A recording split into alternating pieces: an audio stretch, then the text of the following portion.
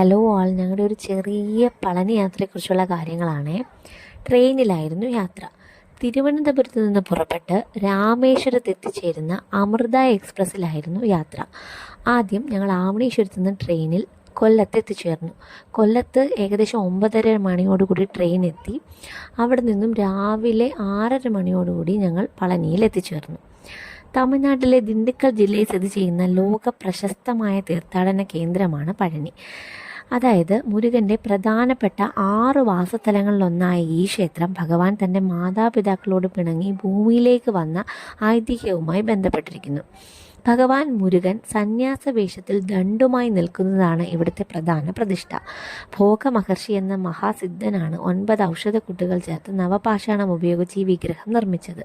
വിഗ്രഹം പടിഞ്ഞാറ് ദിശയിലേക്ക്, അതായത് കേരളത്തിന് അഭിമുഖമായാണ് പ്രതിഷ്ഠിച്ചിരിക്കുന്നത്. അതിനാൽ കേരളത്തിൽ നിന്നുള്ള ഭക്തർ ഈ ക്ഷേത്രത്തെ വളരെ വിശുദ്ധമായി കാണുന്നു.